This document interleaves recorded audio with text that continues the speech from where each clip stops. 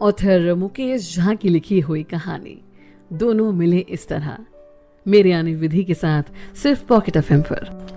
भाग 1, पहली मुलाकात। हवेली में रजनी किशन प्रताप सिंह की बेटी की शादी की तैयारियां चल रही हैं। बड़े साहब बोले, वीर कल पटना रेलवे स्टेशन चले जाना, रात में देव और उसकी फैमिली आ रही है। वीर, जी बड़े पापा।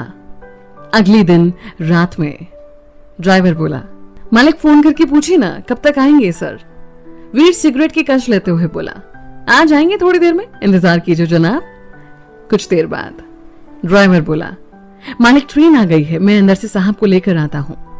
मालिक बोला, ठीक है, तब तक मैं इंतजार करता हूँ इस चाय की दुकान पर स्टेशन के अंदर। अरे भाई साहब ने तो कहा था हमें लेने ड्राइवर को भेज दिया है, कि ड्राइवर कहाँ रह गया। उसी वक्त पर एक आदमी अंदर आता है। ड्राइवर बोला, प्रणाम मालिक, मुझे बड़े साहब ने भेजा है, क्षमा चाहते हैं आप सबको ढूंढने में थोड़ा वक्त लग गया। देव प्रताप सिंह बोले, कोई बात नहीं, और घर पर सब ठीक है। ड्राइवर, जी मालिक सब ठीक है, आप लोगों को ज्यादा तकलीफ तो नहीं हुई ना आने में। देव प्रताप सिंह बोले, नहीं नहीं। इसी बीच ड्राइवर 2 कुली को बुलाते हैं और सारा सामान उठाने को कहते हैं। देव प्रताप सिंह, उनकी पत्नी रीमा, उनके 3 बच्चे राजीव, कविता, नयन और राजीव, कविता के 2 दोस्त श्रुति और संजना के साथ बाहर गाड़ी तक आते हैं। कुली सामान गाड़ी में रखता है। इसी बीच वीर वापस आते हैं, कुली को पैसे देता है। ड्राइवर वीर से बोला, मालिक मैं चलता हूँ, यहाँ का काम खत्म करके आऊंगा। देव ड्राइवर से, आप हमें लेकर नहीं जाएंगे। ड्राइवर, नहीं मालिक आपको ले जाएंगे। देव बोले, ठीक है तो चलिए चलते हैं। देव इस बात से अनजान है कि जो ये लड़का है 6 फीट का, गोरा रंग, नीली आंखें, लंबे बाल और हल्की सी दाढ़ी, ये कौन है। उन्हें लगता है कि ये कोई दूसरा ड्राइवर है। उसी वक्त पर देव अपने बड़े भाई साहब को फोन करते हैं कि ये लोग स्टेशन से निकल रहे हैं, और उधर से बड़े भाई साहब कहते ही ड्राइवर से बात करवाएं, और देव फोन ड्राइवर की तरफ बढ़ा देते हैं। मालिक, जी बड़े साहब। बड़े साहब बोले, अरे वीर आप। मालिक, जी। बड़े साहब बोले, आपने देव को बताया नहीं कि आप ड्राइवर नहीं। वीर थोड़ा दूर जाते हुए बोले, छोड़िए ना बड़े पापा, जब पापा ही हमें नहीं पहचान पा रहे हैं तो जबरदस्ती के रिश्ते क्यों निभाना। बड़े साहब बोले, ठीक है वीर, जैसा आप ठीक समझें। इस बीच 2 आंखें लगातार वीर को देख रही थी और सोच रही थी कि ये ड्राइवर कैसे हो सकते हैं। फिर सभी गाड़ी में बैठते ही वीर के बगल वाली सीट पर श्रुति, उसके पीछे देव, रीमा और नयन, और सबसे पीछे कविता, राजीव और संजना बैठ जाते हैं। और गाड़ी पार्किंग से निकलकर बाहर शहर की गलियों से होते हुए हाईवे की तरफ चल पड़ती है। सब खामोश हैं और गाड़ी अपनी मंजिल की ओर दौड़ पड़ी। इसी बीच नयन एक 6 साल का बच्चा है, बोला, पापा भूख लगी है। देव बोला, ड्राइवर साहब कहीं ढाबा वगैरह है तो गाड़ी लगाइए, वैसे भी 9 बज रहे हैं, सब खाना खा लेते, अभी तो 5-6 घंटे का सफर है। वीर साहब, यहाँ से थोड़ी दूर में एक बहुत बड़ा ढाबा है, वहीं रोकते हैं गाड़ी। 15 मिनट बाद गाड़ी एक ढाबे पर आकर रुकती है। सभी गाड़ी से बाहर निकलते हैं और उसी वक्त श्रुति कुछ पूछना चाहती है वीर से। तभी पीछे से संजना आवाज देती है, आज श्रुति कितना वक्त लगाएगी, और श्रुति बिना कुछ पूछे वहां से चली जाती है। देव बोला, अरे ड्राइवर साहब आप भी चल लीजिए, कुछ खा पी लीजिए। वीर, नहीं मालिक, हमने अभी अभी खाना खाया है, आप लोग खाइए। देव, जैसा आप ठीक समझें।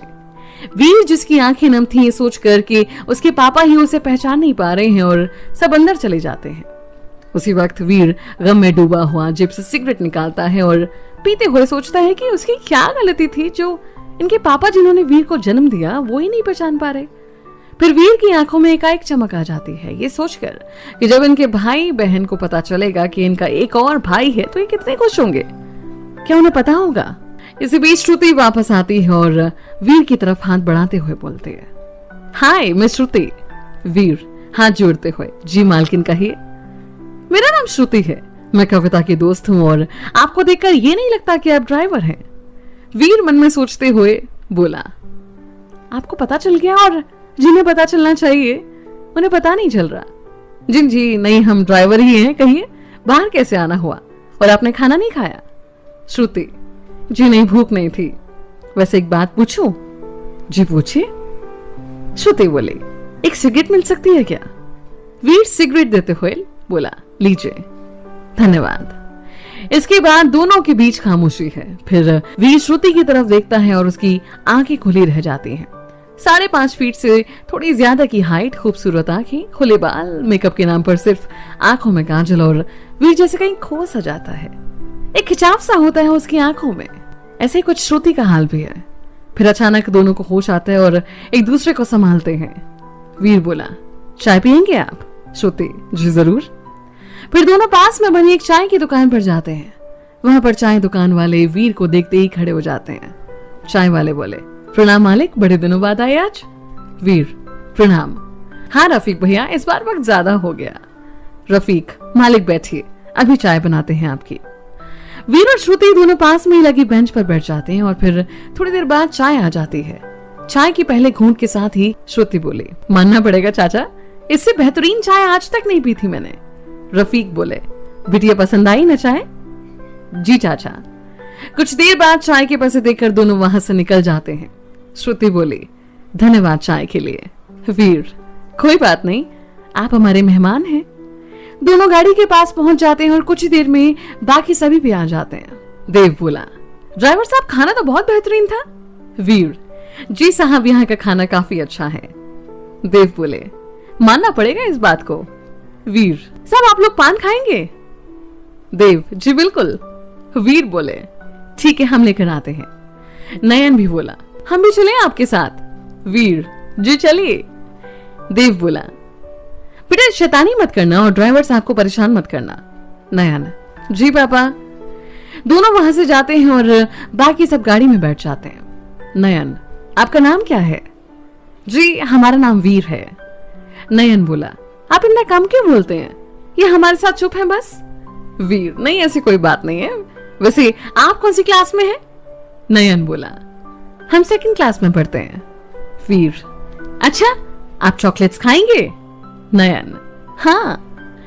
दोनों दुकान पर पहुंचकर वीर सबके लिए पान पैक करवाता है और नयन अपने लिए ढेर सारी चॉकलेट्स लेता है और दोनों वापस आते हैं। नयन बोला, पापा देखिए भैया ने कितने सारे चॉकलेट्स दिलवाए। देव, तो अपने भैया को धन्यवाद बोला? नयन, नहीं पापा, अब हम दोस्त हैं और दोस्ती में सॉरी और थैंक यू नहीं बोलते। और सब इस बात पर हंसने लगते हैं। वीर सबको पान देता है और खुद ड्राइविंग सीट पर आकर बैठ जाता है। गाड़ी फिर से अपनी मंजिल की तरफ बढ़ जाती है। देव, तो ड्राइवर साहब, यहाँ की सड़कें तो बहुत बदल गई हैं। वीर, जी मालिक, पिछले कुछ टाइम से अच्छा काम हुआ है। देव, तो घर पर शादी की तैयारी कैसे चल रही है? वीर, मालिक सब बढ़िया है। कल से टेंट वाले आ जाएंगे और बाकी सब काम तो ठीक हो गया है, बस कल से सारे काम चालू हो जाएंगे। देव, चलो बढ़िया है। वैसे कितना टाइम लग जाएगा पहुंचने में? वीर, मालिक 3 बजे तक पहुंच जाएंगे। और फिर देव बाहर देखना शुरू कर देते हैं और धीरे धीरे से सो जाते हैं। बाकी सब भी अब तक सो चुके होते हैं। सिर्फ श्रुति तिरछी नजरों से बार बार वीर को देख रही है और वीर इन बातों से अनजान गाड़ी चला रहा है और सोच रहा है कि कैसा अजीब विडंबना है कि बाप अपने बेटे को नहीं पहचान पा रहा है। और उसकी आंखें फिर से एक बार नम हो जाते हैं। बाकी सब सामान गाड़ी में रखकर वापस ड्राइविंग सीट पर आकर बैठ जाता है और बाकी सब भी गाड़ी में बैठ जाते हैं। गाड़ी फिर से अपनी रफ्तार पर निकल पड़ती है। पीछे बाकी सब अपनी बातों में लगे हैं और वीर अपने ख्यालों में खोया हुआ गाड़ी चला रहा है। 4 बजे के आसपास गाड़ियों की कतार लगी है और वीर भी गाड़ी रोक देता है। देव, क्या हुआ ड्राइवर साहब, इस वक्त यहाँ पर जाम कैसा? वीर बोला, मैं देखता हूँ मालिक, आप सब अंदर ही बैठे रहिए। वीर गाड़ी से उतरकर बाहर आता है और लगभग 20 गाड़ियों के बाद देखता है कि 2 ट्रक वाले आपस में लड़ रहे हैं और उन दोनों के ट्रक ने पूरे रास्ते को जाम कर रखा है। वीर उनके पास जैसे ही पहुंचता है, दोनों चुप हो जाते हैं और सर झुकाकर पहले प्रणाम करते हैं। वीर बोला, क्या बात है? ट्रक वाला, मालिक इसने हमारे ट्रक में टक्कर मारी है। दूसरा ट्रक वाला, नहीं मालिक इसने मारी है। वीर दोनों को कुछ देर तक सुनने के बाद गुस्से में बोला, जिसकी भी गलती है, पहली बात तो ये कि तुम दोनों की वजह से देखो कितना लंबा जाम लग गया और लोगों को तुम दोनों की वजह से कितनी परेशानी हो रही है। दिख रहा है तुम दोनों को? सुबह सुबह इतना लंबा जाम लगवा दिया है। कभी तो दिमाग से काम लिया करो ना। दोनों जब नजरें उठाकर देखते हैं तो खामोश हो जाते हैं। फिर वीर दोनों को समझा बुझाकर अपने ट्रक को साइड करने को बोलता है। दोनों शर्मिंदा होकर क्षमा मांगते हैं और अपनी गाड़ी साइड करते हैं और वीर भी उधर से अपनी गाड़ी की तरफ बढ़ता है। इसी बीच रास्ते में कई लोग आते हैं और वीर को प्रणाम करते हुए जाते हैं और श्रुति बड़े गौर से देख रही है। वीर गाड़ी के पास पहुंचते हैं और तब तक जाम भी खत्म हो चुका होता है। देव, क्या हो गया था ड्राइवर साहब? वीर बोला, वो कुछ नहीं मालिक, 2 ट्रक ड्राइवर आपस में लड़ रहे थे और रोड के बीच में दोनों ने ट्रक खड़ा कर दिया था। देव, ये लोग भी ना कभी नहीं सुधरेंगे। तब तक लगभग 5 बज चुके होते हैं। सभी गाड़ी से बाहर देखते हैं और सुबह की ठंडी हवा सबको खुश कर देती है और ऊपर से सूरज की लालिमा देखने लायक थी। देव बोले, कितने साल बीत गए हैं गांव की ठंडी हवा में सांस लिए, तरस गए थे इस हवा को अपने चेहरे पर एहसास करने के लिए। रीमा बोली, इसमें क्या रखा है, पता नहीं आपको गांव से इतना प्यार क्यों है, हमें तो कुछ खास नहीं दिखता। राजीव, मम्मी देखो कितनी सुंदर सुबह है गांव की, और आप कहते हो उसमें क्या खास बात है? रीमा बोली, मुझे तो कुछ खास नहीं दिख रहा इसमें, और क्या खास हो गया इस गांव में? बिजली होगी नहीं, सिर्फ सड़कें बना देने से क्या होगा? गंदगी तो उतनी होगी और लोग भी वैसे ही होंगे, इलिटरेट। राजीव बोला, मम्मी आप पहले क्यों जज कर रहे हो? देव, अच्छा छोड़ो इन बातों को, बस इस सुबह में जियो। और सब बाहर की दुनिया में खो जाते हैं। दोनों तरफ जहां नजरें जाएं वहां खेत ही खेत, सड़कें दोनों तरफ से साफ, गंदगी का कहीं नामो निशान नहीं। वो पंछियों का झुंड अपने खाने की तलाश में जाते हुए किसान कंधे पर हल रखकर अपने खेतों की तरफ जाते हैं। सब खुश हैं और गांव के वातावरण में खोए हुए हैं। गाड़ी भी अपनी मंजिल की तरफ बढ़ रही है और वीर इन सब की बातें सुनकर मुस्कुराते हुए गाड़ी चला रहा है। इसी बीच देव का फोन बजता है। बड़े साहब बोले, देव कहाँ इतने लेट हो गए आप लोग? देव, भैया बस थोड़ी देर में पहुंच रहे हैं। इसी बीच वीर कहता है, मालिक बड़े साहब से कहिए हम लोग 10 मिनट में पहुंच जाएंगे घर पर। बड़े साहब, ठीक है आप लोग पहुंचिए, और फोन कट जाता है। इसी बीच गाड़ी एक बड़ी सी बाजार से निकलती है जहां पर कुछ दुकानें खुली हैं और देव बाजार को बड़े गौर से देखते हैं और फिर वीर से पूछते हैं, ड्राइवर साहब एक बात बताइए, वो लालू हलवाई की दुकान थी अभी है ना? और वो रामपाल की समोसे की दुकान और वो चाट भंडार? वीर बोले, जी मालिक वो दुकानें अभी भी हैं। देव जी बोले, पता है आप लोगों को, जब आप समोसे खाएंगे ना तो बस खाते ही रह जाएंगे, पेट भर जाएगा पर मन नहीं भरेगा, और रसगुल्ले बस पूछिए मत। और इन बातों के बीच वो लोग बाजार से निकल चुके होते हैं। अब कुछ बस्तियों से होते हुए ये लोग एक बड़ी सी हवेली के बाहर रुकते हैं। वीर के हॉर्न बजाने पर गेट खुलता है और वीर गाड़ी अंदर ले जाते हैं। गाड़ी जैसे ही अंदर जाती है गार्ड वीर को प्रणाम करते हैं और वीर भी सर हिला देता है और गाड़ी की आवाज सुनकर सब घर से बाहर दालान की तरफ आते हैं। सबके बाहर आ जाने के बाद वीर घर के अंदर चला जाता है और बाकी नौकर सामान गाड़ी से उतार कर अंदर रखने लग जाते हैं। श्रुति सिर्फ ये देख पाती है और सोचती है कि ड्राइवर ऐसे घर के अंदर तो नहीं जाएगा। मतलब मेरा शक सही है, ये ड्राइवर नहीं है, घर के कोई सदस्य हैं। पर है कौन? क्योंकि अंकल यानी देव जी ने कई बार अपने घर और बाकी सबके बारे में बताया, पर इनके बारे में आज तक कोई बात नहीं हुई। इसी बीच बड़े साहब किशन प्रताप सिंह देव से आकर गले मिलते हैं। दोनों की आंखें नम हैं और सब इसे बड़े गौर से देख रहे हैं।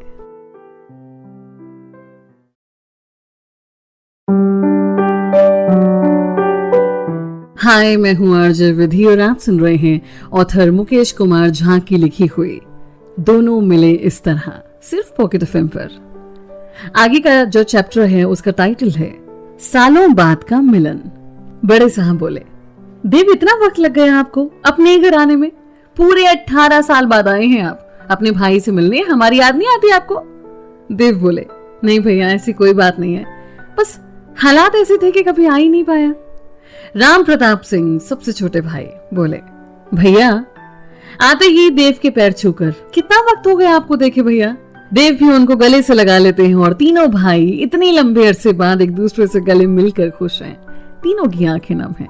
फिर देव अपनी भाभी यानी कि चित्रा देवी, किशन प्रताप सिंह की पत्नी, उनके पैर छूते हैं और बाकी दोनों बच्चों रजनी और साक्षी, किशन प्रताप के बच्चे और रजनी की शादी है, उनके पास जाते हैं और वो दोनों भी ताऊ जी कहकर उनके पैर छू लेती हैं और देव दोनों को गले से लगा लेते हैं। बाकी सब भी एक दूसरे से मिलते हैं और देव श्रुति और संजना का परिचय सबसे करवाते हैं कि ये दोनों उनके दोस्तों के बच्चे हैं और श्रुति, संजना, राजीव और कविता एक साथ ही पढ़ते हैं और ये भी शादी में आए हैं।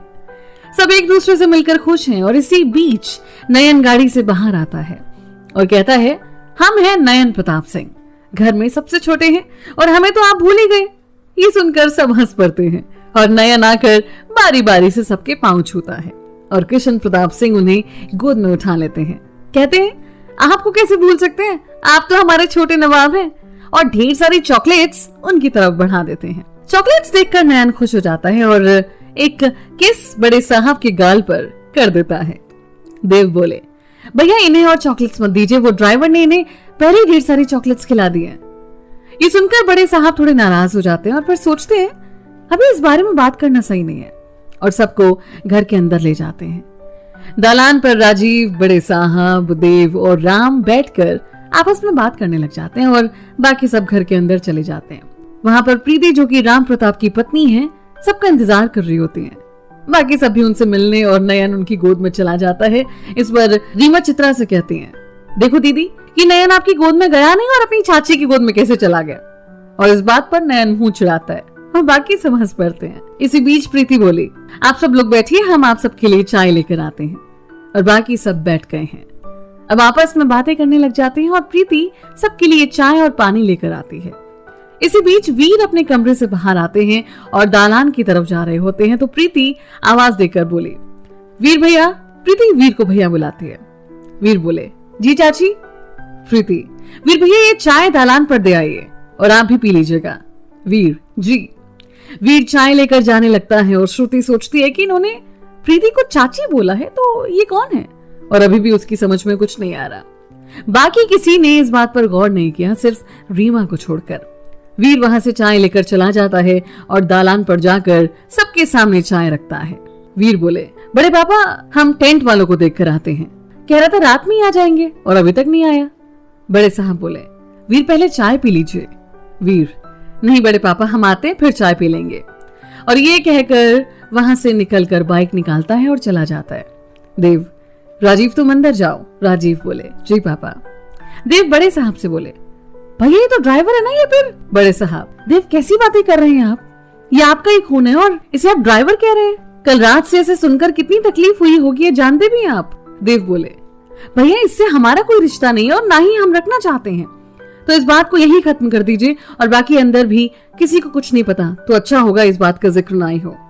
बड़े साहब देव कैसी बात कर रहे हो, ये बेटा है आपका, कैसे बोल सकते हो आप इस बात को। देव भैया हम भूल चुके हैं और हमारे सिर्फ 2 बेटे हैं, राजीव और नयन, इन्हीं रिश्तों की वजह से हम आ नहीं रहे थे। बड़े साहब देव आप एक बार फिर गलत कर रहे हैं, आज तक आपकी हर मनमानी सही है हमने, पर इस बच्चे को देखो जो बीत गया है उसमें क्या कसूर है। देव बस भैया अब और नहीं। राम इस बात को सुनकर बहुत दुखी है क्योंकि उनको अंदाजा है इस सब की वजह से वीर पर क्या बीत रही होगी। इतना कहकर देव ने अपनी चाय खत्म की और वहां से उठकर अंदर फ्रेश होने चले गए। इधर घर के अंदर भी सभी चाय खत्म कर चुके हैं और रजनी ने सबको उनके कमरे तक छोड़ा और बाकी सब भी फ्रेश होने चले गए। यहाँ शायद वीर को इन सब बातों का अंदाजा पहले से ही था, क्योंकि पिछले 20 सालों से वो ये सब देख रहा था। अपने पापा की बेरुखी और बड़ी माँ के ताने दोनों बर्दाश्त कर रहा था। इन सब के बीच बस सहारा था तो इस बात का कि इन दोनों के अलावा सबकी आंखों का वो तारा था। अपने दम पर वीर ने अपनी एक दुनिया बना रखी थी जहां पूरे इलाके में सब उसे मालिक बुलाते थे और किसी की हिम्मत नहीं थी जो कोई उससे ऊंची आवाज में बात कर सके। सब उसकी इज्जत करते थे क्योंकि किसी को भी कोई जरूरत हो वीर के दरवाजे हमेशा खुले रहते थे, और सब डरते भी थे क्योंकि अंदाज ही उनका इतना रौबीला था। हमेशा खुश मिजाज रहता था, सबकी मदद करता था, कोई भी जरूरतमंद उसके पास आए तो खाली हाथ नहीं लौटता था। और इन सब बातों से देव अनजान अपने अंदर एक नफरत पाले बैठे थे। वीर बाजार में एक चाय की दुकान पर पहुंचता है और अंदर जाता है। रामू प्रणाम मालिक। वीर प्रणाम। रामू बेंच से कपड़ा साफ करते हुए बोला बैठी मालिक अभी चाय बनाकर लाते हैं। वीर के जाते ही जो भी लोग थे दुकान में उसे देखकर खड़े हो जाते हैं और प्रणाम करते हैं, और वीर भी सबको प्रणाम करके बैठ जाता है। बाकी लोग भी बैठ जाते हैं और वीर उनसे कुछ बातें करने लगता है। इसी बीच अपनी जेब से सिगरेट निकालता है और पीने लगता है। इसी बीच चाय भी आ जाती है। चाय खत्म करके वीर दुकान से बाहर आता है और टेंट वाले के यहाँ पर चला जाता है। टेंट वाले के वहां जैसे ही वीर पहुंचते हैं सबसे पहले सब सर झुकाकर वीर को प्रणाम करते हैं और वीर अंदर चला जाता है, जहां ऑफिस में राजा टेंट वाला बोला प्रणाम मालिक।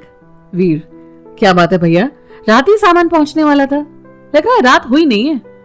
राजा नहीं मालिक वो लड़के बहुत थक गए थे, शादी का सीजन है ना, तो अभी आपका सामान बस लोड ही हो रहा है, बस निकल रहा है। वीर, ठीक है, ये लीजिए 1 लाख रुपए लीजिए, बाकी काम खत्म होने के बाद हिसाब करते हैं। राजा, मालिक इसकी क्या जरूरत थी, आराम से बाद में हिसाब कर लेते, आप कहीं भागे थोड़ी जा रहे हैं। वीर, अरे कोई बात नहीं, पैसे तो देने ही थे, कभी भी दें, बस ये याद रखिएगा काम खराब नहीं होना चाहिए। राजा, मालिक हमारे घर की बात है। इतने में चाय लेकर राजा की बेटी आती है। वीर, कैसी हो गुड़िया आप? गुड़िया कहती है, प्रणाम भैया, हम ठीक हैं, आप चाय पीजिए, हम खुद आपके लिए बनाकर लाए हैं। वीर, अरे वाह गुड़िया, अब तो आप बड़े हो गए हो, और पढ़ाई कैसी चल रही है? गुड़िया बोली, जी भैया एकदम सही, बस आपसे एक शिकायत है। वीर, आप हमने क्या कर दिया? गुड़िया, भैया आप इतने दिनों के बाद आए हैं, हमारी तो आपको याद ही नहीं आती। वीर बोले, अरे नहीं गुड़िया, वो बस काम में फंसे थे, आपको याद है ना रजनी दीदी की शादी में आना है आपको। गुड़िया, भैया वो कैसे भूल सकते हैं हम। हाँ ये ठीक है। और चाय खत्म करके वीर बाहर आ जाता है। सामान से भरा हुआ ट्रक भी इनके घर के लिए निकल जाता है। घर पर सभी नाश्ते की टेबल पर बैठे ही होते हैं कि वीर अंदर आते हैं। बड़े साहब आओ, वीर नाश्ता कर लो। वीर, बड़े पापा आप लोग कीजिए नाश्ता, हम काम खत्म करवाते हैं तब तक। रजनी बोली, भैया आप पहले बैठकर नाश्ता कीजिए, काम सब होते रहेंगे। वीर, रजनी अभी हम भूखे नहीं हैं, अभी आप नाश्ता कीजिए, हम बाद में कर लेंगे। साक्षी बोली, ऐसे कैसे, आपके बिना आज तक हमने नाश्ता किया है क्या जो आज कर लेंगे? वीर बोले, अच्छा ठीक है रुकिए, 5 मिनट में आते हैं। वीर अंदर चला जाता है और 5 मिनट बाद नाश्ते की टेबल पर आता है। सभी नाश्ता शुरू करते हैं। श्रुति की नजरें अब भी वीर की तरफ ही थीं और वीर चुपचाप नाश्ता कर रहा था। देव बोले, भैया सब काम हो रहे हैं। बड़े साहब, अरे हमें काम की चिंता नहीं है, बैठे हैं ना हमारे वीर, सब काम यही संभाल रहे हैं। इस बात पर देव चुप हो जाते हैं और फिर सभी अपना नाश्ता खत्म करते हैं और उठ जाते हैं।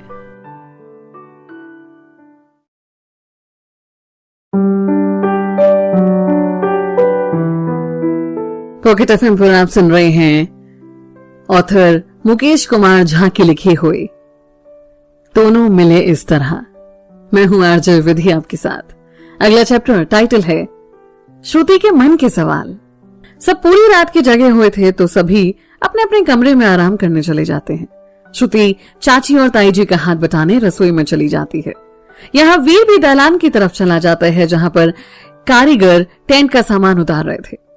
कुछ पल बाद श्रुति भी वहीं आ जाती है और जब वीर की नजरें श्रुति से मिलती हैं तो वो वहीं खो जाता है। सफेद सूट सलवार, आंखों में हल्का सा काजल, बाल सलीके से बंधे हुए श्रुति किसी परी सी दिख रही थी और वीर वहीं उसकी आंखों में खो जाता है। इतने में राम चाचा बाहर आते हैं और वीर से बोले, वीर वो बड़े भैया पूछ रहे थे टेंट वाले भैया को कुछ पैसे दिए हैं क्या? वीर हड़बड़ाकर, हाँ चाचू 1 लाख रुपए। राम, ठीक है। वीर फिर मन ही मन सोचते हुए, वीर तुझे क्या हो गया है, क्यों उसकी तरफ खिंचता चला जा रहा है, ये गलत है समझ जा, और काम में व्यस्त हो जाता है। इतने में साक्षी वहां आती है। हाय श्रुति। हाय साक्षी। साक्षी बोली, क्या हुआ, तुम्हें आराम नहीं करना? श्रुति मन ही मन बोली, आराम क्या करें, हमारा तो चैन कोई और ले गया है। साक्षी बोली, श्रुति क्या हुआ? श्रुति, कुछ नहीं, बस वो यहाँ इतनी शांति है ना तो थकावट तो वैसे ही दूर हो गई। साक्षी, अच्छा सुनो, बाजार जा रही हूँ, चलोगी? श्रुति इधर उधर देखते हुए सोचने लगी वीर कहाँ चला गया। साक्षी बोली, श्रुति मैं कुछ पूछ रही हूँ। श्रुति, वो कुछ सुना नहीं। साक्षी बोली, क्या हुआ श्रुति, तुम्हारा ध्यान कहाँ पर है, तुम ठीक तो हो ना? हाँ मैं बिल्कुल ठीक हूँ। अच्छा क्या पूछ रही थी तुम? साक्षी। साक्षी बोली, बाजार चलोगी? हाँ चलो चलो। और फिर दोनों बाजार की तरफ निकल जाते हैं जहां साक्षी को अपने लिए कुछ सामान खरीदना होता है। रजनी की साड़ी की मैचिंग का दुपट्टा और ब्लाउज लेना होता है टेलर के पास से। इन सब में श्रुति होती तो साक्षी के साथ है, पर उसका ध्यान अभी भी वीर पर ही लगा होता है। फिर उसे ख्याल आता है कि साक्षी से पूछा जाए वीर के बारे में, और फिर रास्ते में वापस आते हुए श्रुति बोली, अच्छा साक्षी एक बात बताओ। साक्षी, हाँ पूछो। तो हम लोग को जो सुबह लेकर आए थे। साक्षी, वो वीर भैया थे वो। श्रुति, हाँ वही आपके वीर भैया, वो कौन है? साक्षी बोली, भैया है वो हमारे। क्यों क्या हुआ, कुछ कहा क्या उन्होंने आपसे? श्रुति, अरे नहीं नहीं, वो क्या बोलेंगे, वो तो वैसे भी कुछ नहीं बोलते, जितना पूछो इसके अलावा एक लफ्ज नहीं बोलते। साक्षी बोली, बस वो ऐसे ही हैं, बिल्कुल शांत और बहुत प्यारे, हम सबकी जान है। श्रुति बोली, वो है कौन? तुम समझ रही हो ना मैं क्या पूछना चाहती हूँ? साक्षी, अच्छा आप समझिए, देखिए इस बारे में या तो वो खुद बताएंगे या फिर बड़े चाचा जी बता सकते हैं। आप समझ रहे होंगे हम में से कोई इस बारे में बात नहीं करेगा। श्रुति, सॉरी, मेरा इरादा तुम्हें हर्ट करने का नहीं था। साक्षी बोली, अरे कैसी बात कर रही हो तुम, मैं बिल्कुल हर्ट नहीं हुई, लेकिन हम में से कोई इस बारे में बात नहीं करता, इसलिए कहा कि वो दोनों ही बता सकते हैं इस बारे में। बस एक बात पूछो तुमसे, अगर तुम्हें बुरा ना लगे तो? अरे बिल्कुल पूछो, मुझे क्यों बुरा लगेगा? साक्षी बोली, तुम वीर भैया को पसंद करती हो ना? श्रुति सुनकर हैरान हो जाती है और उसके चेहरे पर ब्लश आ जाता है। अरे नहीं, ऐसी कोई बात नहीं है। साक्षी बोली, बस भी करो, क्यों झूठ बोल रही हो? जब से आई हो तब से देख रही हो तुम्हारी नजरें किसी को ढूंढ रही हैं और तुम्हारी आंखें साफ साफ बता रही हैं कि इनमें कौन है। श्रुति, नहीं नहीं।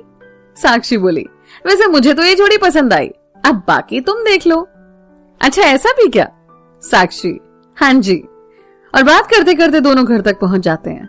रास्ते में साक्षी वीर के बारे में बताती जाती है और श्रुति बस सुनती जाती है और दोनों घर के अंदर चले जाते हैं। वहीं इन दोनों के बाजार जाने के बाद राम बोले, वीर भैया बुला रहे हैं अभी। वीर, जी चाचू आया। एक कमरे में जहां बड़े साहब एक तरफ बैठे हैं और पास में ही राम भी खड़े हैं। बड़े साहब बोले, वीर आपने पैसे दिए हैं? वीर, हाँ बड़े पापा। बड़े साहब, क्यों वीर? वीर, बड़े पापा वो। बड़े साहब बोले, वीर हमने कहा था ना कि आप घर से पैसे ले जाना, तो आप सुनते क्यों नहीं है? वीर बोले, बड़े पापा रजनी भी तो हमारी बहन है ना, तो पैसे आपने दिए या मैंने, एक ही तो बात है ना।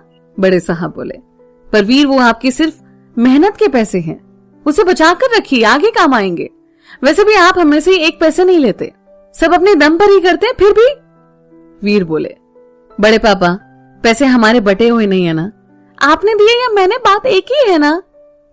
बड़े साहब बोले, नहीं वीर, अब आप एक भी पैसे नहीं देंगे, ये लीजिए लॉकर की चाबी और पैसे उनमें से निकाल कर खर्च कीजिए। वीर, नहीं बड़े पापा, एक भी आपसे पैसा नहीं लेंगे, और आपको हमारी कसम, अगर आपने हमें रोका तो। हमारी बहन की शादी है और इसमें हम आपकी एक बात नहीं सुनेंगे। बड़े साहब बोले, बिल्कुल अपने पापा पर गए हो, अपनी इज्जत के आगे किसी की नहीं सुनते। और सब कमरे से बाहर आ जाते हैं, अपने काम में लग जाते हैं। दलान, जो कि एक बहुत बड़ा मैदान जैसा इलाका था, वहां पर शादी के लिए पंडाल लग रहा था और 30 लोग काम कर रहे थे। शादी का घर होने की वजह से लोगों का आना जाना लगा हुआ था। तकरीबन 12 बजे देव उठकर बाहर आते हैं और वहीं बैठक में बैठ जाते हैं और वहां गांव के लोगों से बात करने लगते हैं। इसी बीच कई बार वीर घर आता है, पर ज्यादातर दिल्ली से आए मेहमानों से दूर ही रहता है। इसी बीच बड़े साहब की बड़ी बहन आती है। बुआ जी बोले, देव तू हमें भूल गया? देव पांव छूते हुए बोले, नहीं दीदी, आपको कैसे भूल सकता हूं। बुआ जी और देव एक दूसरे के गले मिलते हैं और रोने लगते हैं। इसी बीच राम बुआ जी को लेकर घर के अंदर जाते हैं, जहां वो बाकी सब घर वालों से मिलाते हैं। बुआ जी बोली, अरे राम, हमारा वीर कहाँ है? राम, दीदी वो किसी काम से बाहर गया है, आता ही होगा बस थोड़ी देर में। उसी वक्त वीर आता है। बुआ जी बोली, वीर कहाँ था तू अब तक?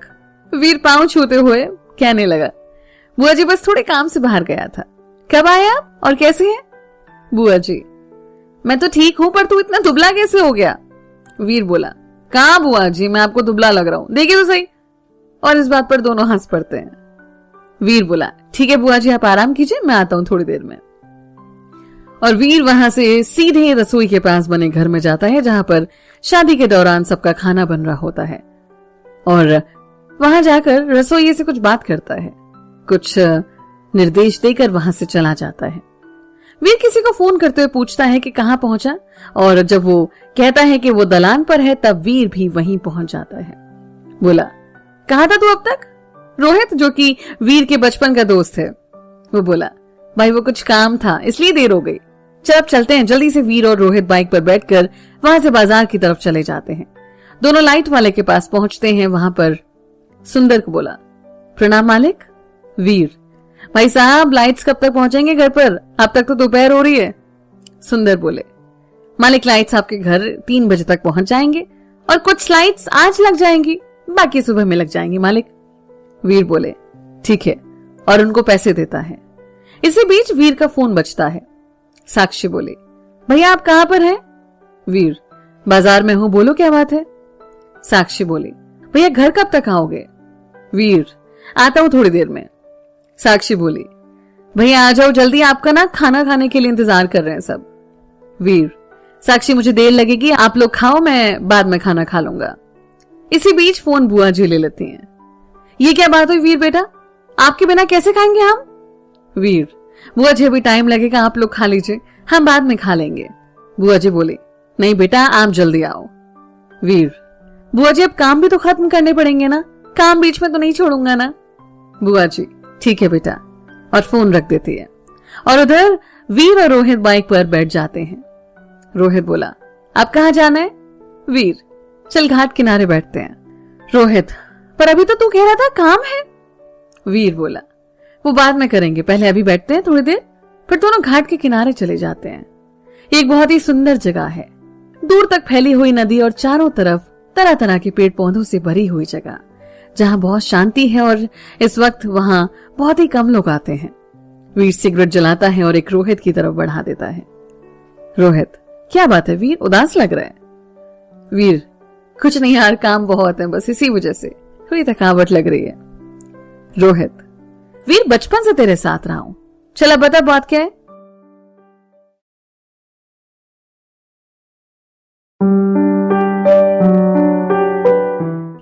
अगले चैप्टर का टाइटल है वीर के मन की बात। वीर यार रोहित वही हुआ जिसका डर था, मतलब कल रात से साथ हुआ और मुझे पहचान भी नहीं पा रहे हैं। यार क्यों है इतनी नफरत उनके अंदर? और पता है जब मैं कल रात नयन को अपने साथ ले जा रहा था चॉकलेट्स दिलवाने, उसकी बातें सुनकर मुझे अपना बचपन याद आ रहा था। रोहित बोला देख यार तू चिंता मत कर, आराम से रह, उनको भी थोड़ा टाइम दे, सब ठीक हो जाएगा। चल अब तू चिंता मत कर, अपना ख्याल रख। वीर मुझे तो ये भी नहीं पता कि राजीव सबको ये पता भी है कि नहीं कि उनका एक भाई और है। रोहित बोला तू ज्यादा चिंता मत कर, तेरे साथ कुछ गलत नहीं हो सकता भाई। वीर देखते हैं। रोहित बोला तो यही वजह है कि तू घर जाने से बच रहा है। वीर हाँ यार, समझ नहीं आता कैसे सामना करूं सबका। रोहित पर भाई ऐसे दूर भागने से तो कोई फायदा नहीं है, तू मिल तो सही सबसे, बात कर, समझ के क्या चल रहा है, तभी तो कुछ जान पाएगा। वीर बोला पर कैसे? रोहित भाई तेरे पास हर समस्या का समाधान है और अपनी समस्या दूर नहीं कर पा रहा है। वीर चल सोचता हूं कुछ। फिर काफी देर तक दोनों वहीं खामोश बैठे रहते हैं और इसी बीच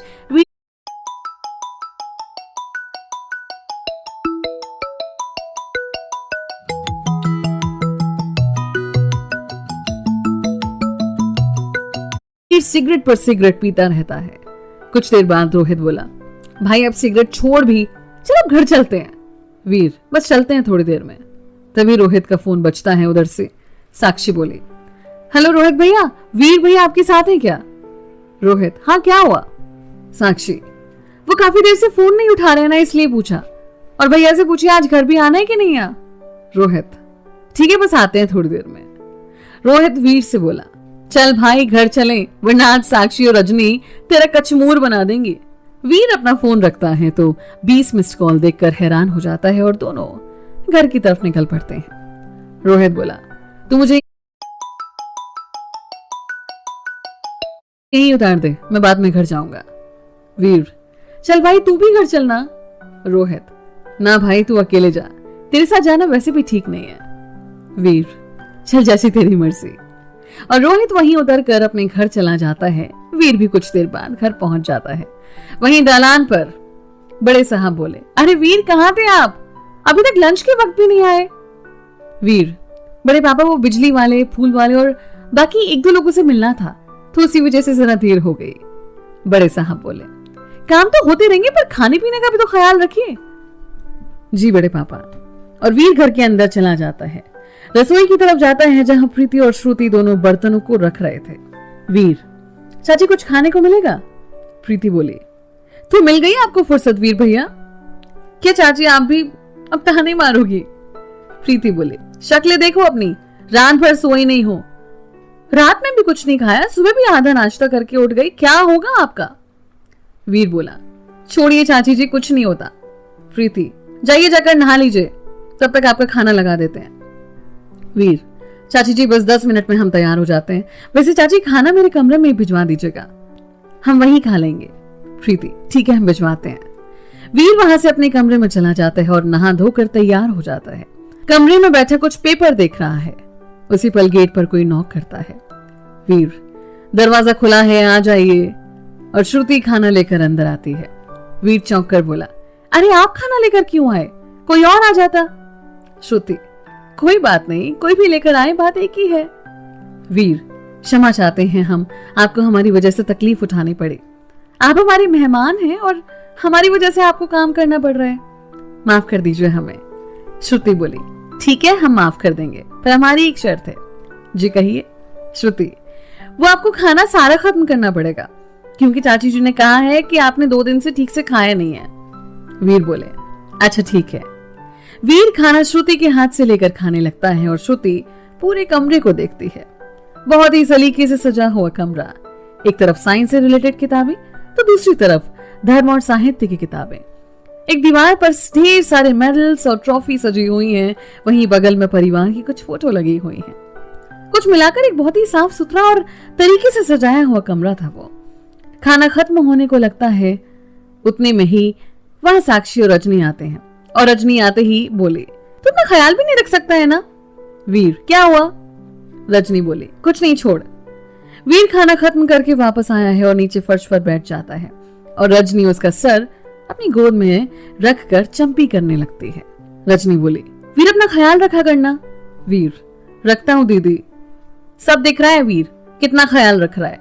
4 बजे लंच कर रहा है और अपना ख्याल रखता है तू? वीर बोला, ठीक है, आगे से ध्यान रखूंगा। रजनी, और सुबह से कहा था तू? वीर, दीदी काम से गया हुआ था। रजनी बोली, वीर झूठ मत बोल, मुझे पता है। क्या पता है आपको? रजनी बोली, यही कि तुझे अपना कोई काम करवाने के लिए कहीं जाने की जरूरत नहीं है, तेरा काम खुद ब खुद हो जाएगा। तो ये घर से बाहर रहने का क्या कारण है? वीर, अरे वो दीदी ऐसा कुछ भी नहीं है। इतने में ही साक्षी बोल पड़ती है, भैया घर से ज्यादा दूर मत रहो, कोई आपका बेसब्री से इंतजार कर रहा होता है। वीर, है कौन मेरा इंतजार जो कर रहा होता है? साक्षी श्रुति की तरफ देखकर बोलती है, हाँ कोई खास। रजनी बोली, कौन है वो खास साक्षी? श्रुति गुस्से से साक्षी को देखती है, भैया वो नयन सुबह से बार बार आपके बारे में पूछ रहा है। वीर, अच्छा। फिर सब चुप हो जाते हैं और रजनी, साक्षी, श्रुति वहां से चले जाते हैं। वीर की नजरें सिर्फ श्रुति को ही देख रही होती हैं और फिर वीर थोड़ी देर के लिए सो जाता है। शाम के समय राजीव बोला, बड़े पापा हम गांव घूमने के लिए जाएं थोड़ी देर के लिए? बड़े साहब, कौन कौन जा रहे? बड़े पापा, मैं, श्रुति, संजुना और कविता। बड़े साहब बोले, ठीक है, लेकिन वीर के साथ जाना। कहाँ है वो? काफी देर से दिखा भी नहीं। श्रुति बोली, बड़े पापा वो शायद अपने कमरे में होंगे। बड़े साहब, अच्छा उसे बुला लो और उसी के साथ चले जाओ। फिर श्रुति और राजीव अंदर चले गए और राजीव श्रुति से बोला, श्रुति एक काम कर, तू वीर भैया को बुला ले, बाकियों को मैं तैयार होने को बोलता हूँ। श्रुति, ठीक है। राजीव संजना, कविता और साक्षी से तैयार होने को कहता है और उसी वक्त नयन भी जिद करने लगता है तो उसे भी कह दिया जाता है। सब तैयार होने लगते हैं। इधर वीर के कमरे में श्रुति गई और बोली, वीर। वीर हड़बड़ाते हुए उठते हुए, क्या हुआ? वो हम लोग घूमने जा रहे हैं और बड़े पापा ने कहा है कि आपके साथ जाएं। वीर बोला, ठीक है, आप सब तैयार हो जाइए, मैं 10 मिनट में आता हूँ। और श्रुति वहां से चली जाती है। वीर मन में सोचते हुए बोला, कितना अच्छा सपना था, मैं और श्रुति दोनों एक साथ हैं और एक दूसरे की आंखों में खोए हुए हैं। और फिर श्रुति ने उठा दिया। सपना तो पूरा होने देती और उठकर तैयार होने लग जाता है। इधर बाकी सब भी तैयार होकर दालान पर वीर का इंतजार कर रहे होते हैं और थोड़ी देर में वीर भी आ जाता है। कहाँ जाना है आप लोगों को? राजीव बोला, हमें तो बस ये गांव घूमना है, आप बताइए ना कहाँ से शुरू किया जाए। वीर, ठीक है, पर चलिए हम लेकर चलते हैं आप लोगों को अपने गांव की सैर पर। वीर जाकर अपनी जीप निकालता है और सब जीप देखकर खुश हो जाते हैं।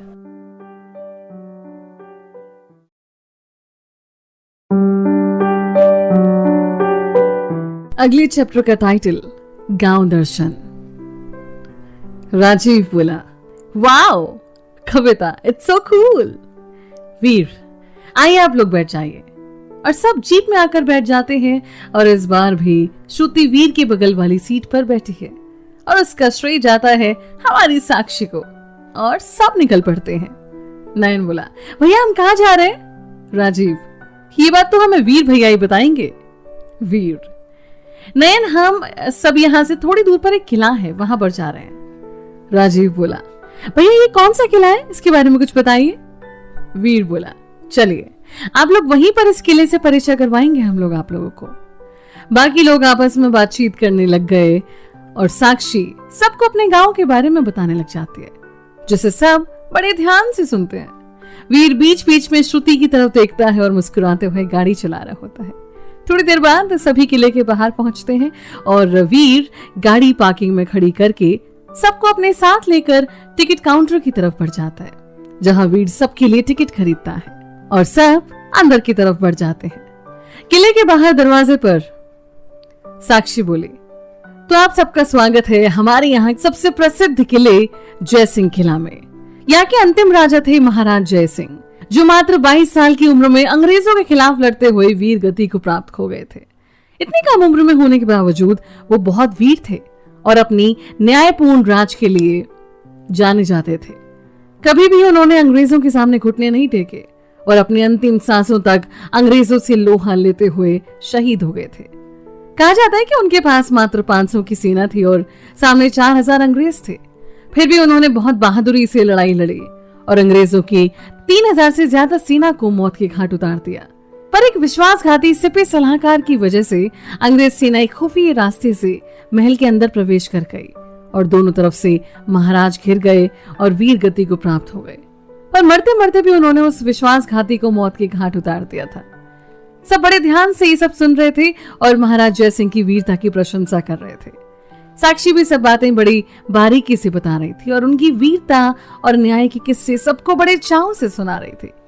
सबसे अंत में वो किले के सबसे ऊपरी भाग पर पहुंचे, जहां का दृश्य देखकर सब बड़े खुश हो गए, क्योंकि ये वक्त सूर्यास्त का था और किले के पीछे से नदी बह रही थी और देखकर ऐसा प्रतीत हो रहा था जैसे कि सूर्य भगवान नदी के अंदर प्रवेश कर रहे हैं।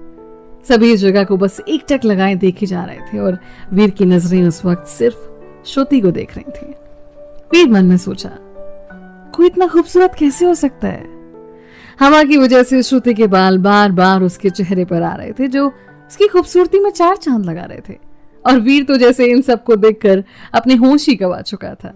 उसे ये भी ध्यान नहीं रहा कि सब वहां से किले की दूसरी तरफ जा चुके हैं। जब साक्षी का ध्यान वीर पर जाता है तो वह नयन से बोले, नयन चलो हम खाने का कुछ सामान लेकर आते हैं। और वो नयन को लेकर चली जाती है। अब सिर्फ श्रुति और वीर वहां बचे थे। श्रुति बोली, वीर। वीर बोला, जो कि अभी भी किसी और दुनिया में खोया हुआ था। श्रुति, वीर। वीर होश में आते हुए इधर उधर देखता है, बाकी सब कहां गए? श्रुति, आप कहां खोए हुए हैं? बाकी सब किले की दूसरी तरफ गए हैं और साक्षी नयन को कुछ खाने का सामान लेने गई है। वीर, ओह अच्छा, तुम नहीं गए?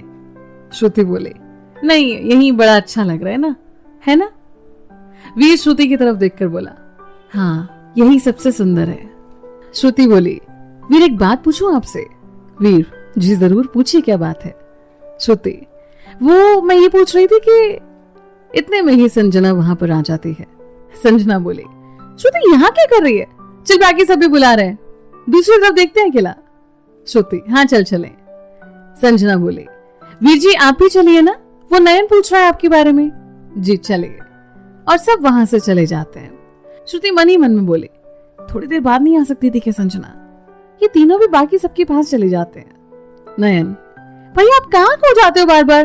पता है हमें कितनी बातें करनी है आपसे और आप कभी मिलते ही नहीं हो। वीर बोला, नहीं दोस्त, वो ऐसा ना कि दिन में ढेर सारे काम थे। वो रजनी दीदी की शादी है ना, और अभी बस हम यहीं आसपास घूम रहे थे। नयन, अच्छा भैया यहाँ पर और कौन कौन सी जगह है घूमने के लिए?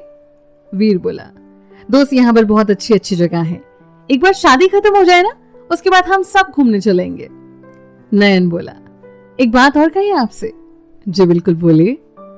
हमें बहुत जोर की भूख लगी है भैया, चलिए ना कुछ खाते हैं। ये सुनकर सब बड़े जोर से हंस पड़ते हैं और सब वहां से निकलकर बाहर की तरफ आते हैं। वीर गाड़ी वहां से बाहर एक दुकान की तरफ मोड़ लेता है। बाहर से देखने पर दुकान एक कच्चे घर के जैसे दिखती है, जहां पर कविता बोली, हम यहाँ खाएंगे इस गंदी सी जगह पर। वीर, आप लोग चिंता मत कीजिए, बस ये जगह देखने में थोड़ा पुराना लगता है, बाकी यहाँ साफ सफाई और बहुत बेहतरीन खाना मिलता है। कविता बोली, हाँ वो तो देख ही रहा है। फिर भी सब कविता की बातों को नजरअंदाज करके अंदर जाते हैं, जहां वाकई अंदर साफ सफाई थी और दुकान के मालिक वीर को देखते ही खड़े हो जाते हैं और वीर की तरफ देखकर बोले, प्रणाम मालिक। वीर, प्रणाम भैया। दुकान का मालिक, मालिक कैसे हैं आप, आइए बैठिए। सब एक बड़ी सी टेबल पर बैठ जाते हैं और नौकर सबके लिए पानी लेकर आता है, जिसे दुकान के मालिक खुद से ही सभी को सर्व करता है और पूछता है कि क्या लेंगे सभी। वीर बोला, एक काम कीजिए, सबके लिए एक प्लेट समोसा चाट और पकोड़े लगा दीजिए और एक प्लेट कम लगाना। और ये कहकर दुकान का मालिक वहां से अपने कारीगरों के पास चला जाता है और यहाँ सब बैठकर बातें करने लगते हैं। इतने में दुकान के मालिक सबके लिए नाश्ते का सामान ले आते हैं। वीर को छोड़कर बाकी सबको सर्व करते हैं। नयन बोला, वीर भैया आप नहीं खाएंगे? वीर, नहीं दोस्त, अभी थोड़ी देर पहले हमने खाना खाया है, तो आप लोग खाइए।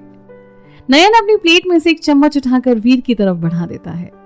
नयन, ठीक है तो फिर आप ये टेस्ट कर लीजिए।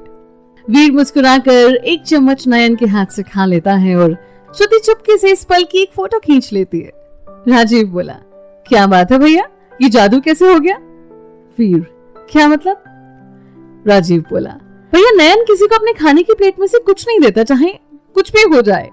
नयन, क्योंकि वीर भैया हैं ही इतने अच्छे। और नयन वीर की तरफ देखकर, है ना दोस्त, कहता है और दोनों एक दूसरे को हाई फाई देते हैं। सब खाना खाने लग जाते हैं। वहीं दूसरी तरफ पहले तो कविता खाना नहीं चाहती, पर साक्षी के कहने के बाद वो जबरदस्ती एक चम्मच खाती है और फिर जैसे ही पहला निवाला मुंह में जाता है, उसके बाद तो फटाफट पूरा प्लेट सबसे पहले खत्म कर देती है और सबसे पूछती है कि कोई और एक प्लेट और खाएगा क्या? पर सब मना करते हैं, पर कविता अपने लिए एक और प्लेट ऑर्डर करती है। उसी वक्त वीर सबके लिए रसगुल्ले भी ऑर्डर करता है। दुकान का मालिक बड़े तरीके से एक प्लेट में 2-2 रसगुल्ले रखकर लाया था, पर जैसे ही सबने एक प्लेट खाया, उसके बाद तो बस रसगुल्ले आते गए और खत्म होते गए। अंत में जब सबने भरपेट खा लिया ना, उसके बाद राजीव बोला, भैया सच बताइए, इससे ज्यादा टेस्टी रसगुल्ले आज तक नहीं खाए ना?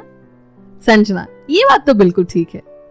सब नाश्ते की तारीफ करते हुए बाहर आ गए और वीर वहीं बिल पे करने के लिए रुक गया। इतने में ही वीर का फोन बजता है। राम, वीर कहाँ रह गए, अब तक आए नहीं आप लोग? वीर बोला, बस चाचू आ रहे हैं।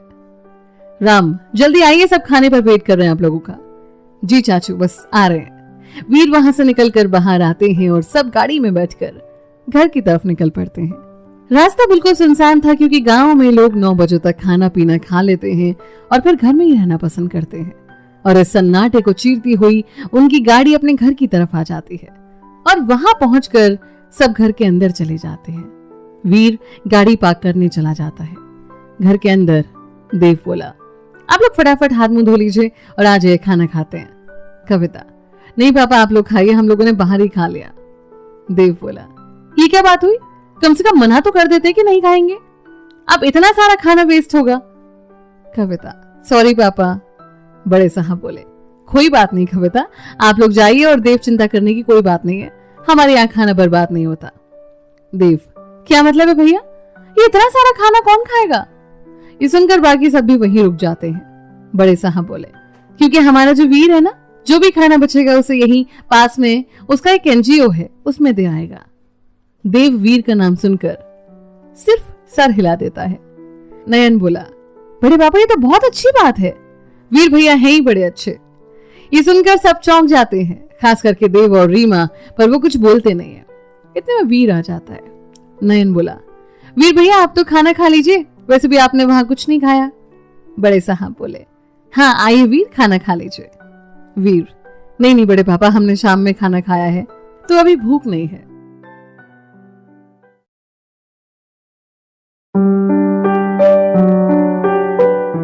अगले चैप्टर का टाइटल, एक नई प्रेम कहानी का आगाज। भूख नहीं है कहकर वीर अंदर चला जाता है, जबकि सच्चाई तो ये है कि वो देव और रीमा के सामने आने से बचने की कोशिश कर रहा था और ये बात घर में सबको पता भी चल चुकी थी।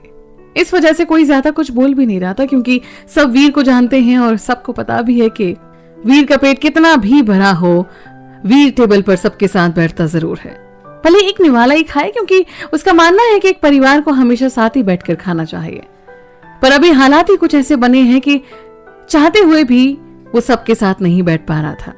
वीर अपने कमरे में चला जाता है, वहां चेंज करके वो छत की तरफ चला जाता है, जहां छत पर उसने एक और कमरा बना रखा है, जिसके बाहर छत पर उसने एक छोटा सा गार्डन बनाया हुआ है, एक तरफ झूला, और वहां अक्सर जब वो परेशान रहता है तो बैठ जाता है। वहीं काफी देर तक वो बैठा रहता है और फिर वहां रजनी आती है। रजनी, तू यहाँ बैठा है, मैं कब से तुझे ढूंढ रही हूँ। वीर, क्या हुआ दीदी? रजनी बोली, वीर तूने खाना नहीं खाया और ऊपर से कुछ बात भी करनी थी। वीर बोला, ठीक है बोलिए। रजनी, पहले खाना खा, और अपने हाथ से खाना खिलाने लगती है। वीर भी चुपचाप खाता है। खाना खत्म होने के बाद वीर बोला, आप बोलिए क्या बात है। रजनी बोली, तू सबसे दूर क्यों भाग रहा है। वीर, छोड़िए ना दीदी। रजनी बोली, देख ऐसे भागकर कोई फायदा नहीं है, सबका सामना कर, जब तक सामना नहीं करेगा तो ये प्रॉब्लम खत्म नहीं होगी, बल्कि और बढ़ जाएगी। वीर बोला, छोड़िए ना दीदी, आप ही किन बातों में उलझी हैं। अच्छा एक बात बताओ, यहां से जाने के बाद आपको हम लोगों की याद आएगी। रजनी, वीर देख, तू हमारी तो सुनेगा नहीं, क्योंकि तू करेगा अपने मन की, फिर भी बड़ी हूं तेरे से, तो कह रही हूं बैठकर बात कर, और जो ये घुट घुट कर जी रहा है ना, इस घुटन से बाहर आ जा। वीर बोला, दीदी मैंने कुछ पूछा है आपसे।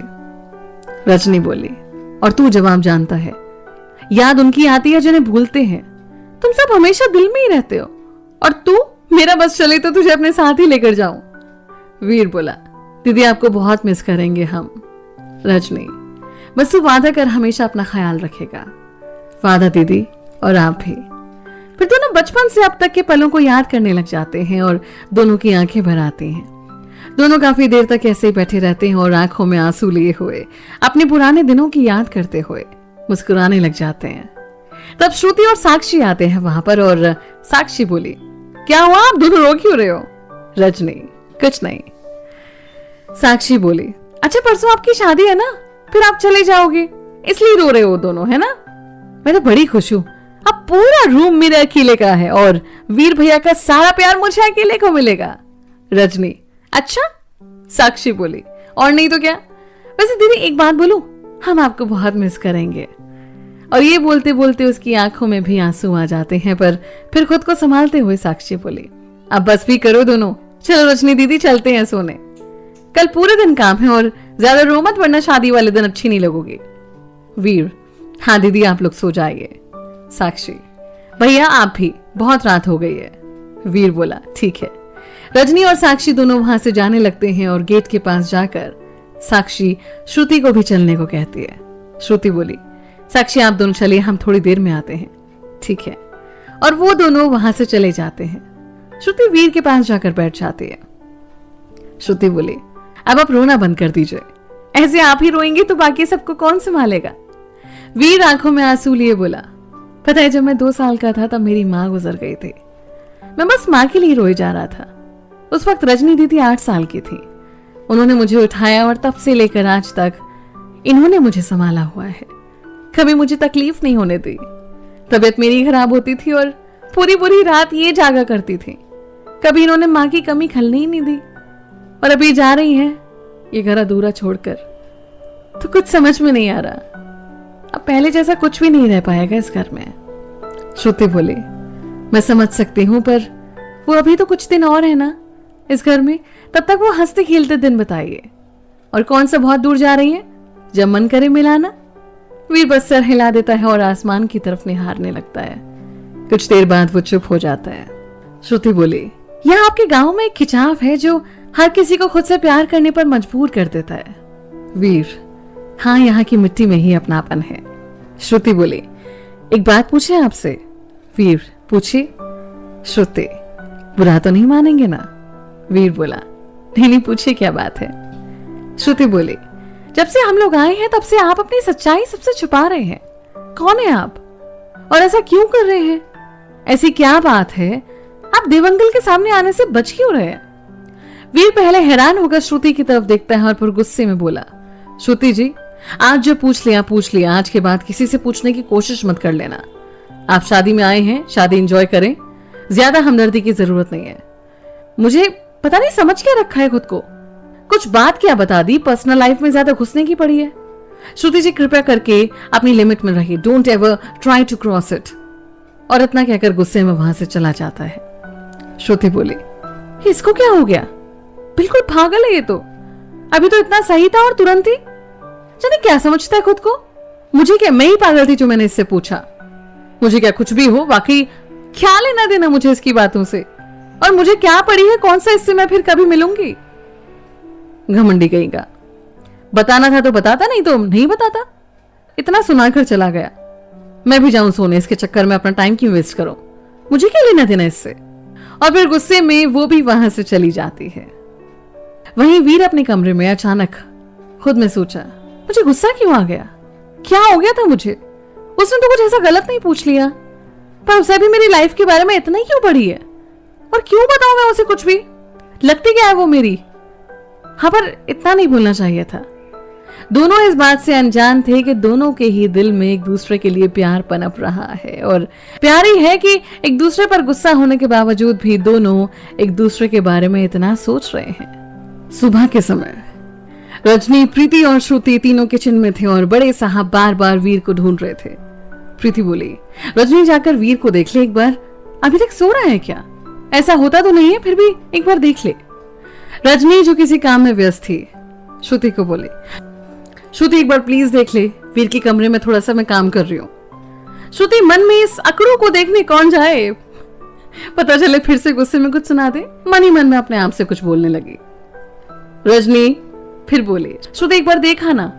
श्रुति, ठीक है दीदी। श्रुति वहां से वीर के कमरे की तरफ जाती है और मन में सोच रही है कि ये कहां फंस गई। वीर के कमरे के पास जाकर गेट नॉक करती है, पर कमरा खुल जाता है और वीर बेफिक्री से सो रहा है।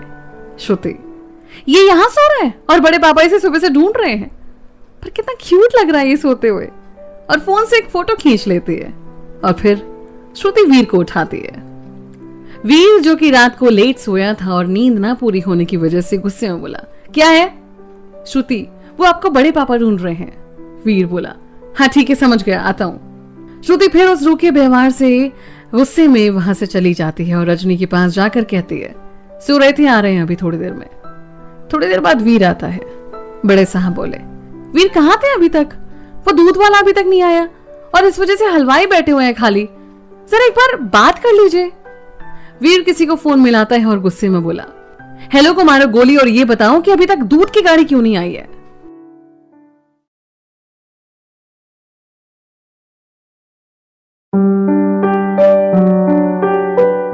अगले चैप्टर का टाइटल, गुस्सा। वीर किसी को फोन मिलाता है और गुस्से में बोला, हेलो को मारो गोली और ये बताओ कि अभी तक दूध की गाड़ी क्यों नहीं आई है। दूसरी तरफ से मालिक सुबह से आपको फोन कर रहा था पर आपने फोन नहीं उठाया। वो बात ऐसी है कि गाड़ी फंस गई है, पुलिस वालों ने पकड़ लिया है और मैं भी नहीं हूं इसलिए देर हो रही है। वीर, तो फोन कर लेते किसी और को। दूसरी तरफ से वो मालिक, वो वीर गुस्से में फोन काट देता है और उसी वक्त श्रुति चाय लेकर आती है और वीर बिना उसे देखे और बिना चाय लिए वहां से चला जाता है। मन ही मन श्रुति सोचती है, इसे क्या हो गया, अब मैंने क्या कर दिया। एक तो इतने प्यार से इसके लिए चाय बनाकर लाई और इसे तो गुस्से से ही फुर्सत नहीं है। अब मैं भी इसके सामने नहीं आऊंगी। वीर दालान की तरफ बढ़ते हुए रोहित को फोन करता है और उसे घर पर आकर बाकी के काम करवाने को कहता है। देव, भैया क्या हुआ, दूध वाला नहीं आया क्या अभी तक। बड़े साहब बोले, वो वीर ने करा है फोन, अब वो खुद देख लेगा। देव, भैया देर हो रही है और साहब को सोने से फुर्सत ही नहीं है, किसी और को बोल दीजिए, कोई और देख लेगा।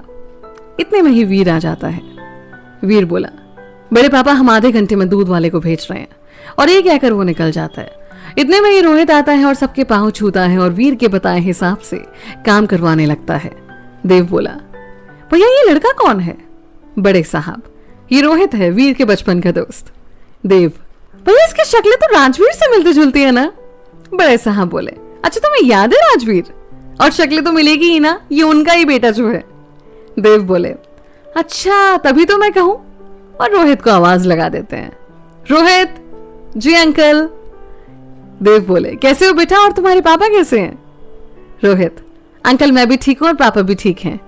पर क्या आप पापा को जानते हैं? देव, हाँ बेटे मैं उनके बचपन का दोस्त हूं। आप देव अंकल हैं?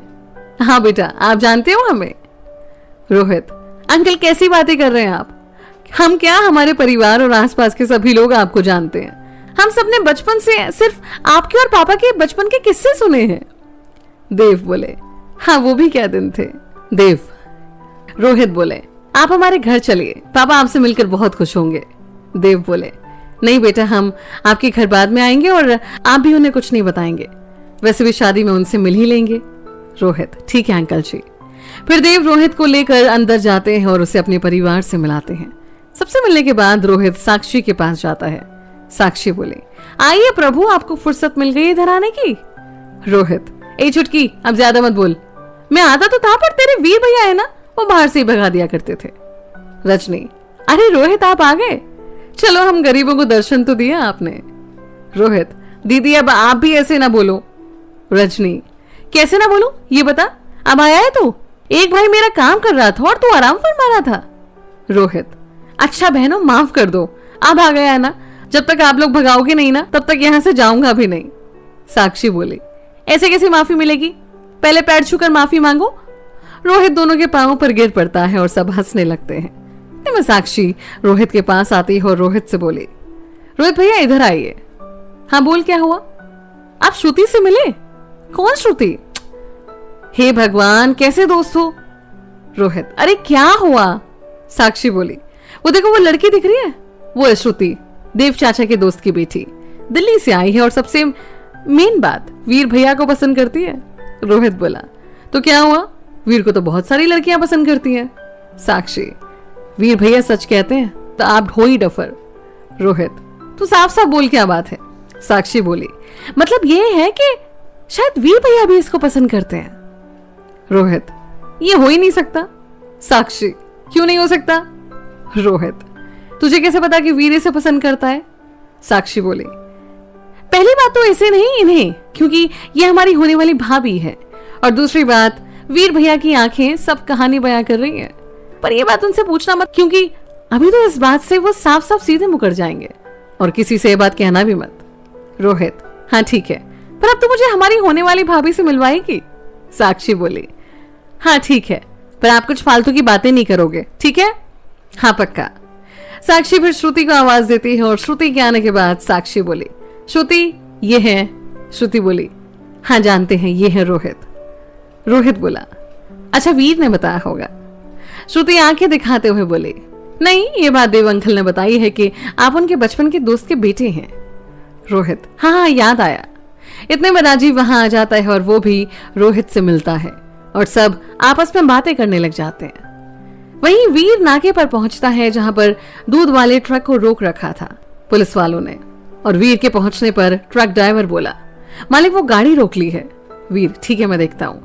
वीर अंदर जाता है और पुलिस वालों से बात करने के बाद गाड़ी छुड़वा लेता है और गाड़ी वाले को दूध लेकर घर भेज देता है और उसे घर पर इंतजार करने को कहता है। खुद वो किसी और काम से वहां से चला जाता है। गाड़ी घर पहुंच जाती है और दूध उतरवाने के बाद हलवाई भी अपने काम में जुट जाते हैं और दूध वाले वीर का इंतजार करने लगता है। वहीं आंगन में सभी नाश्ते की टेबल पर चाय के नाश्ते के साथ बुआ जी, रोहित और साक्षी की आपस में नोक झोंक चल रही है। साक्षी बोली, आपने रोहित भैया बस वीर भैया से चुप हो सकते हो। रोहित, हाँ ठीक है ना वीर भैया की चमची। साक्षी, आप रोको, आने दो वीर भैया को। सब ढेर सारी बातें कर रहे थे और देव भी सबको अपनी और राजवीर के बचपन के किस्से सुना रहे थे, जिसे सुनकर सब हंस हंस कर लोटपोट हो गए थे। फिर वीर आता है और अपने कमरे में पैसे लेने चला जाता है और वापस आकर दूध वाले को पैसे देता है। आंगन में आ जाता है। वीर बोले, बड़े पापा वो बारातियों के लिए कपड़े लेने थे, तो कौन कौन जाएंगे? चल लेते हैं तो वो काम भी खत्म हो जाएगा, क्योंकि शाम में फिर पार्टी भी है। बड़े साहब, ठीक है, ऐसा कीजिए, देव, साक्षी, कविता, श्रुति, रोहित और आप कपड़े लेने चले जाइए, बाकी कोई काम होगा तो हम यहाँ देख लेंगे। वीर, ठीक है पापा। रोहित यहीं रुक जाएगा, वो मौसी, बुआ, मामी सबको लेने चला जाएगा, क्योंकि वो सब भी तो थोड़ी देर में आएंगे।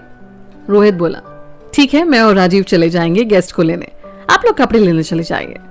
वीर, तो ठीक है 15 मिनट में चलते हैं। सब ठीक है बोलकर तैयार होने चले जाते हैं। वीर वापस दालान पर आकर टेंट वालों को कुछ बदलाव करने को कहता है। इतने में ही रोहित और राजीव आते हैं। वीर, क्या यार रोहित, तुझे कहा था ना ध्यान रखना इनके काम पर, एक काम नहीं कर सकता तू ढंग से। रोहित, ब्रो गुस्सा मत हो, वो चलाया गया था ना मैं, थोड़ा आंगन में कुछ खाने पीने के लिए, टाइम लग गया। वीर, हाँ भाई मैं भूल गया, तुझे खाने के अलावा कुछ सूझता कहाँ है। अब ये तीनों हंसने लग जाते हैं। वीर बोला, अच्छा ध्यान रखना, सबको लेने जाना है और संभाल कर लाना सबको। तू और राजीव दोनों गाड़ी लेकर चले जाना। रोहित, जो हुक्म मेरे आका। राजीव वीर के जाने के बाद बोला, ये हमेशा इतने गुस्से में रहता है क्या? रोहित, अरे बिल्कुल नहीं, ये तो इसका